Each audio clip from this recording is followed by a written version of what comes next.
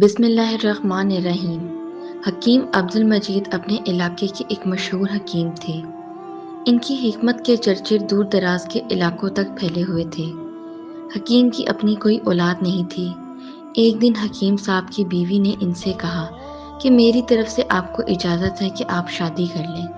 میں جانتی ہوں کہ آپ میرے لیے بہت مخلص ہیں، بس میرے لیے آپ کا اخلاص ہی کافی ہے۔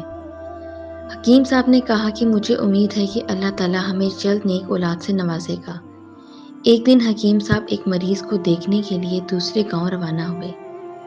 ایک آدمی ایک عجیب مرض میں مبتلا تھا۔ اچانک اس کا جسم سن ہو گیا، اس کی آنکھیں کھلی تھیں مگر اس کی زبان بند ہو چکی تھی اور وہ چل پھر بھی نہیں سکتا تھا۔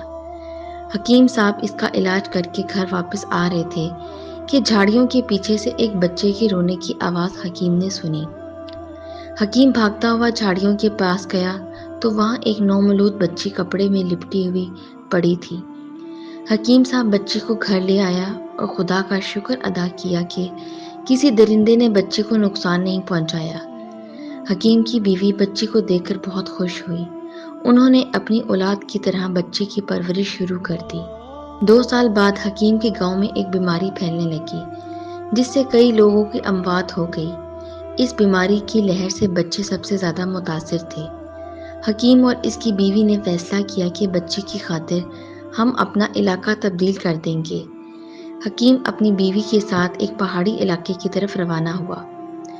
علاقے کے لوگوں کو جب اس بات کا پتہ چلا کہ ہمارے علاقے میں ایک نیا ماہر حکیم آیا ہے تو وہ بہت خوش ہوئے کہ ہمیں علاج کے لیے کسی دوسرے علاقے میں نہیں جانا پڑے گا۔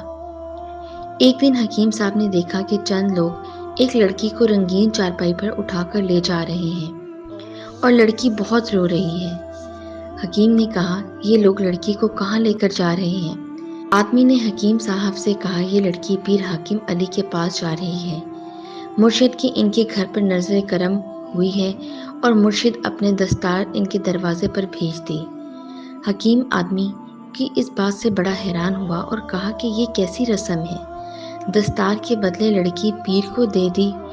آدمی نے کہا کہ ہمارے علاقے میں یہ ایک رسم پائی جاتی ہے کہ پیر صاحب کو جو لڑکی بھی پسند آ جاتی ہے تو وہ اپنے سر سے اپنی پگڑی اتار کر اپنے مریدوں کو دے دیتے ہیں۔ مرید ڈھول باجوں کے ساتھ اس پگڑی کو لے کر اس لڑکی کے گھر روانہ ہو جاتے ہیں۔ لڑکی کے والدین جب پیر صاحب کی پگڑی کو دیکھتے ہیں تو احترام سے اس کو چوم لیتے ہیں اور اپنی خوش نصیبی سمجھتے ہیں کہ پیر کی عزت ان کے در پر آئی ہے اور اپنی بیٹی کو مریدوں کے ساتھ بھیج دیتے ہیں۔ حکیم صاحب نے کہا، یہ تو ایک جاہلانہ رسم ہے جس کا دین اسلام سے کوئی تعلق نہیں۔ آدمی نے حکیم سے کہا کہ زبان سنبھال کر بات کرو، آپ اس علاقے میں نئے ہیں اس لیے میں آپ سے نرمی برت رہا ہوں۔ ہمارے علاقے کے ایک معلم نے پیر صاحب کے خلاف بولا تھا تو مریدوں نے اس کا ایک ہاتھ اور ایک ٹانگ کاٹ ڈالی تھی۔ حکیم آدمی کی یہ بات سن کر خاموش ہو گیا اور واپس گھر کی طرف روانہ ہوا۔ حکیم نے اپنی بیوی کو یہ بات بتائی تو اس کی بیوی بہت حیران ہوئی۔ اس نے حکیم کو مشورہ دیا کہ ہم اس علاقے میں نئے نئے آئے ہیں اس لیے آپ اس معاملے میں بولنے کی ضرورت نہیں ہے۔ وقت اتنا تیزی کے ساتھ گزرا کہ پتہ بھی نہیں چلا۔ حکیم کی بیٹی جس کا نام مریم تھا جب جوان ہوئی تو اسے اس گاؤں کی رسم بہت فضول لگی اور اس نے گاؤں کی عورتوں کو قائل کرنا شروع کر دیا کہ دین اسلام میں اس طرح کی فضول رسموں کی کوئی گنجائش نہیں ہے۔ ہر مہینے کی پہلی تاریخ کو گاؤں والوں کے لیے ضروری تھا کہ وہ اپنے خاندان کے ساتھ پیر کے آستانے پر حاضری ضرور دیں۔ حکیم نے جب مریم سے کہا کہ ہم بھی پیر کے آستانے پر حاضری دینے جائیں گے تب اس نے انکار کر دیا۔ حکیم نے اپنی بیٹی کے سامنے ہاتھ جوڑ کر کہا، اگر مریدوں کے ذریعے پیر کو اس بات کا پتہ چل گیا تو وہ تجھے نقصان پہنچا سکتا ہے، اس لیے ہماری خاطر وہاں چلی جاؤ۔ مریم نے جب اپنے والد کو مجبور پایا تو ان کے ساتھ چلی گئی۔ سب لوگ پیر صاحب کی قدم بوسی کر رہے تھے۔ اچانک پیر حاکم علی کی نظر مریم پر پڑ گئی۔ پیر مریم کو دیکھتے ہی اس کا دیوانہ ہو گیا۔ ان کی روانگی کے بعد پیر صاحب نے اپنے سر سے دستار اتاری اور اپنے مریدوں سے کہا کہ حکیم کے گھر روانہ ہو جاؤ۔ مرید پیر کی دستار کو لیے حکیم کے گھر روانہ ہوئے۔ حکیم صاحب گھر پر موجود نہیں تھے۔ مریم اپنے گھر میں بیٹھی تھی کہ اچانک اسے باہر سے ڈھول کی تھاپ سنائی دی۔ 5 مرید ڈھول کی تھاپ پر رقص کرتے ہوئے حکیم کے دروازے پر رک گئے۔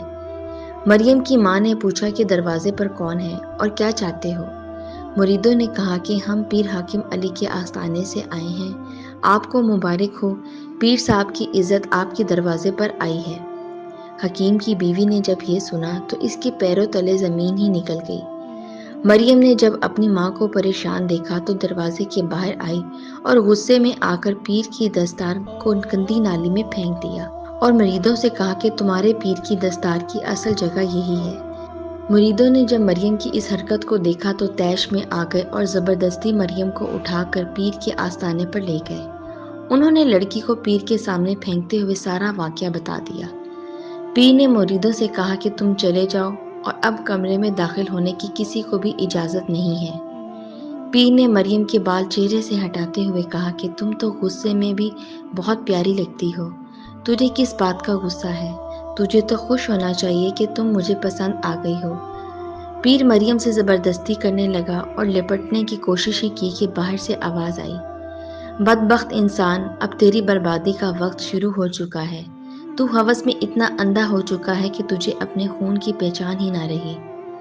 پیر نے دروازہ کھولا تو باہر وہی معلم کھڑا تھا جس کو پیر نے معذور کر دیا تھا۔ معلم نے کہا، مریم تیری اولاد ہے۔ پیر کی بیوی نے اپنے شوہر کے خلاف آواز بلند کی تھی۔ ابھی مریم اس کی گود میں ہی تھی کہ پیر نے بیوی کو قتل کا حکم دے دیا تھا۔ مریم کی ماں اسے گود میں لیے بھاگ رہی تھی اور مرید خنجر لیے اس کے پیچھے پڑے ہوئے تھے۔ اس نے مریم کو جھاڑیوں کے پیچھے رکھ کر ندی میں ڈوب کر اپنی جان دے دی تھی۔ حکیم صاحب نے مریم کو جب دیکھا تو اپنے گھر لے آیا۔ پیر نے جب یہ سنا تو شرم کے مارے آستانے سے بھاگ گیا۔ مریدوں نے اپنے پیر کو بہت تلاش کیا مگر وہ نہ ملا۔ 1 ہفتے بعد ایک ندی کے کنارے پر پیر صاحب کی دستار پڑی تھی، جس سے سب نے اندازہ لگا لیا کہ پیر صاحب نے خودکشی کر لی تھی۔